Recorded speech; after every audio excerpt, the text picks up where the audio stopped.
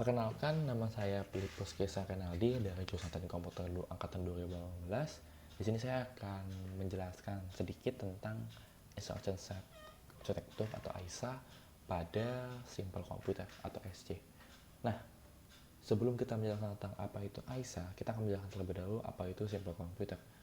Simple computer sendiri adalah suatu komputer terdahulu yang tidak terlalu canggih namun sudah sangat bagus pada zamannya.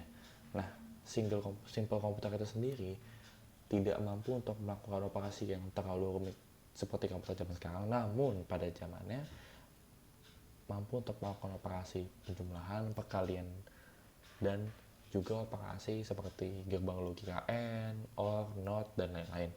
Nah, seperti yang kita tahu bahwa sebuah komputer masih memiliki instruksi yang atau perintah yang sudah pasti akan ada dan bisa digunakan oleh suatu komputer. Hal ini berlaku juga pada simple komputer. Nah, pada simple komputer ini sendiri ada beberapa instruksi-instruksi yang digunakan pada simple komputer. Nah, instruksi tersebut dinamakan sebagai instruction set architecture. Dan instruction set architecture ini sendiri sebenarnya pada dulunya lebih sering dikenal atau lebih sering digunakan pada penggunaan mikroprosesor 8085 atau 8086. Jadi sebenarnya instruction set architecture ini sendiri lebih digunakan untuk pemetaan mikroprosesor yang kemudian dari mikroprosesor itu sendiri dikembangkanlah menjadi simple computer, dan fungsi daripada instruction itu akhirnya sampai sekarang masih digunakan dan terus digunakan. Nah, dari instruction set inilah muncullah ide-ide yang seperti sekarang, di mana komputer-komputer sekarang sudah lebih canggih. Oke, selanjutnya saya akan menjelaskan lebih rinci apa itu instruction set architecture dan apa saja isinya. Jadi, instruction set architecture atau AISA adalah suatu instruksi yang ada di dalam sebuah simple computer dan instruksi tersebut akan disimpan di dalam RAM atau ROM dalam bentuk sebuah program.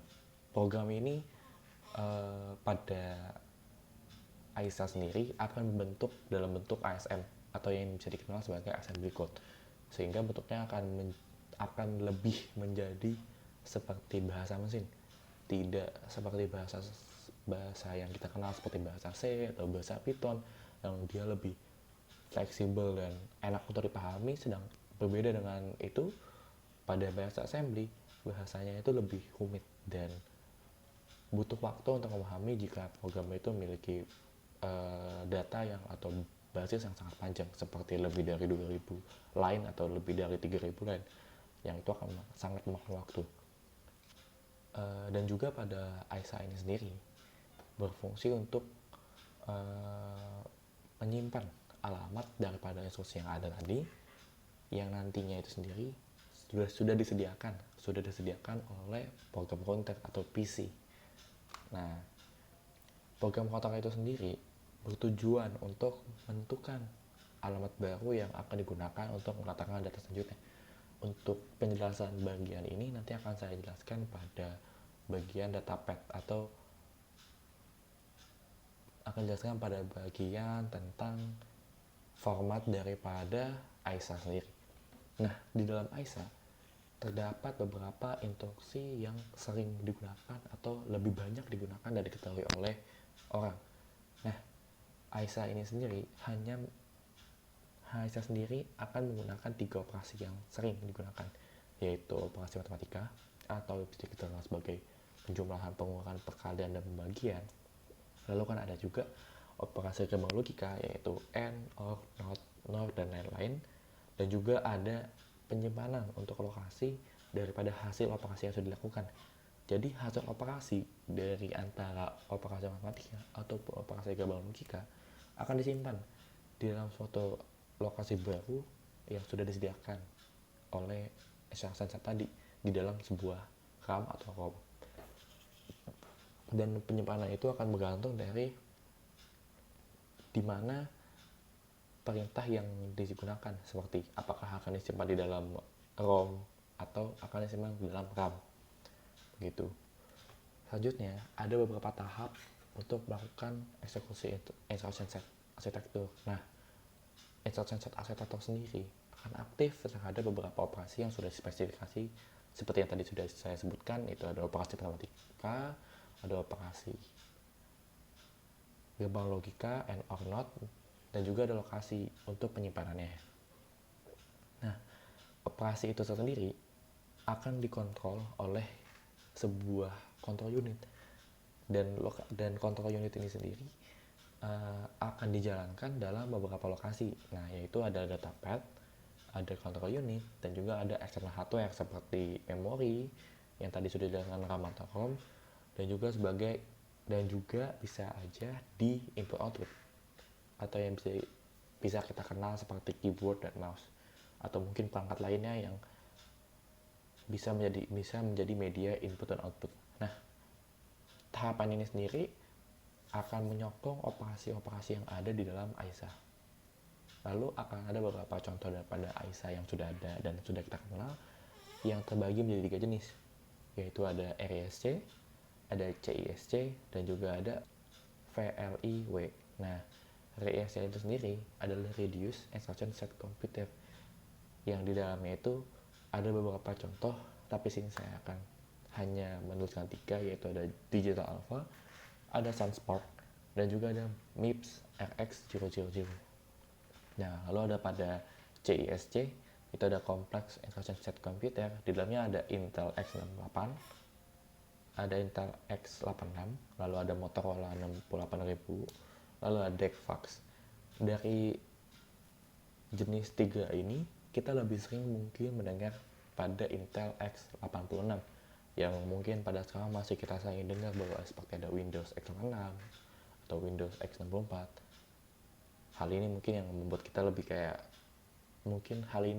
seperti lebih mengenal apa itu Intel X86. Selanjutnya ada VLIW. Nah, pada VLIW ini lebih kita kenal karena basis daripada AISA ini memiliki fungsi yang besar, seperti penjelasannya Very Large Instruction Network. Nah, dari VLIW ini, outputnya itu adalah, atau contoh dari AISA-nya itu adalah Intel Itanium. Nah, selanjutnya adalah tempat penyimpanan atau storage daripada AISA. Nah, lokasi penyimpanan daripada AISA ini sendiri sudah dipisahkan sesuai dengan jenisnya, yang dikenal dengan nama Harvard Architecture. Nah, sistem daripada Harvard Architecture ini sendiri mampu untuk melarang terjadinya suatu single clock cycle per instruction. Jadi tidak akan ada operasi yang terjadi secara bersamaan pada suatu single cycle. Sehingga hal ini juga membuat supaya data yang ada tidak konflik. Nah, lalu pada AISA ini, storage yang ada akan dibagi menjadi 3, yaitu instruction memory, lalu ada data memory, dan juga ada register file. Nah, instruction memory itu memiliki kapasitas sebesar 2/15 dikali 16, lalu pada data memory adalah 2/15 kali 16 sama dengan instruction memory, lalu akan ada register file sebesar 8/16. Nah, instruction memory sendiri berguna untuk memasukkan instruction yang ada seperti move, add, diff ke dalam memori tersebut. Sedangkan pada data memory berguna untuk memasukkan hasil output ataupun data yang ingin dioperasikan di dalam sini. Nah, lalu akan ada register file. Nah, register file sendiri sistemnya seperti yang sudah kita ketahui bahwa register berguna ini untuk menyimpan data yang akan digunakan secara terus-menerus, sehingga operasi selanjutnya akan mempermudah atau sistemnya akan lebih cepat dibanding operasi pertama. Lalu pada AISA sendiri ada beberapa format yang saya gunakan, yaitu ada register, ada immediate, dan juga ada jam and branch. Nah, di sini akan dijelaskan selanjutnya. Pertama saya akan menjelaskan tentang register instruction format. Nah, register instruction format ini akan terbagi menjadi 4 bagian, yaitu akan ada opcode, destination register, lalu ada source register A, dan juga source register B. Nah, pada opcode itu akan terbagi menjadi 6 bit, sedangkan pada destination register, source register A dan juga source register B hanya akan terbagi pada 3 bit masing-masingnya. Nah, format yang digunakan atau format yang digunakan itu adalah seperti R1 merupakan bagian daripada R2 dan juga dijumlahkan dengan R3. Lalu ada R1 yang merupakan SI daripada R2. Nah, apa sih sebenarnya tujuan daripada register ini sendiri? Nah, register ini sendiri, sistem daripada instruksi ini memiliki fungsi untuk menjumlahkan antara register 1 dengan register yang kedua. Yang nantinya hasil tersebut akan disimpan ke dalam suatu destinasi yang itu bisa saja ada di RAM atau di ROM. Nah, hasil yang ada biasanya akan berupa dalam bentuk bisa menjadi bit ataupun bisa menjadi dalam bentuk hexa. Semua itu akan bergantung pada permintaan daripada user untuk bagaimana menuliskannya. Selanjutnya, pada immediate instruction format sama seperti sebelumnya di mana terbagi menjadi 4 juga, namun berbeda pada buntutnya, yaitu di mana source B atau source register B akan digantikan dengan operan. Nah, operan sendiri adalah sebuah konstanta yang bisa dilihat pada format yang ada. R1 yang merupakan sebuah destination register adalah hasil penjumlahan daripada source A, yaitu register kedua, dan dijumlahkan dengan suatu konstanta bernilai 3. Nah, hasil daripada operasi ini nantinya akan disimpan ke dalam register 1 atau destination register. Nah, pada operasi ini berarti akan langsung menjumlahkan suatu konstanta dari luar ke dalam register, berbeda dengan sistem pertama di mana pada sistem pertama ini atau register akan melakukan penjumlahan antara register dengan register. Namun pada immediate akan menjumlahkan register dengan sebuah konstanta, dan konstantanya ini akan berasal dari luar, tidak berasal daripada register, sehingga dikatakan sebagai immediate. Nah, pada konstanta ini sendiri memiliki besaran 3 bit yang berarti hanya akan terbatas pada nilai 0 sampai dengan 7, sehingga nilai yang akan ada tidak akan terlalu besar. Nah, selanjutnya pada instruction format terakhir akan ada namanya jump and branch. Nah, pada jump and branch ini sendiri mirip dengan yang lainnya di mana memiliki sama 4 jenis kolom, namun memiliki perbedaan di mana tidak akan ada namanya destination register dan juga tidak akan ada register atau yang lain. Sedangkan pada jump and branch sendiri akan ada suatu address yang akan terbagi menjadi 2 bagian, yaitu address left dan juga address right.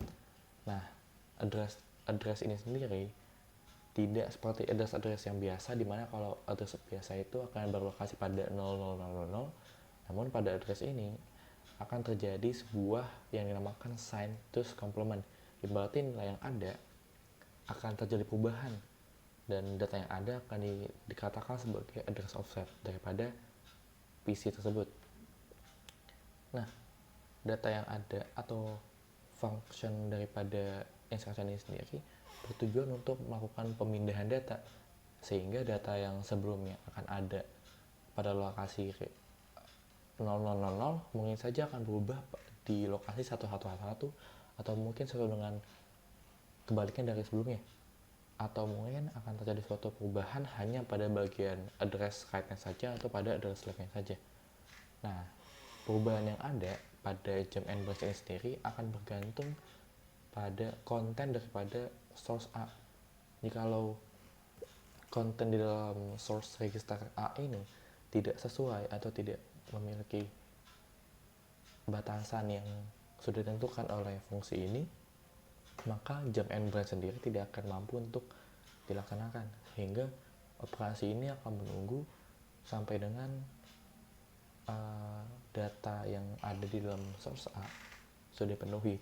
Nah, dari ketiga instruction yang tadi sudah dijelaskan, bisa dilihat bahwa memiliki kegunaan masing-masing, yaitu pada register itu bergunanya untuk menjumlahkan data yang ada di dalam satu register dengan register yang lain, sedangkan pada immediate ini berguna untuk menjumlahkan suatu data register yang ada jika lo kekurangan data. Contoh misalnya register yang ada memiliki nilai 15 tapi ternyata yang dibutuhkan adalah nilai 18, maka seorang user atau seorang programmer harus menjumlahkan data yang ada plus 3 sehingga nilai yang ada akan sesuai dengan format yang ada. Berbeda dengan jam and branch, di mana jam and branch akan memindahkan data dari suatu lokasi yang sebelumnya kepada lokasi yang baru, namun akan bergantung pada source yang ada, sehingga jika misalkan source-nya tidak sesuai atau source-nya terlalu besar, maka jam and branch sendiri tidak akan bisa dilakukan. Sekian dari saya, kurang lebihnya mohon maaf. Terima kasih.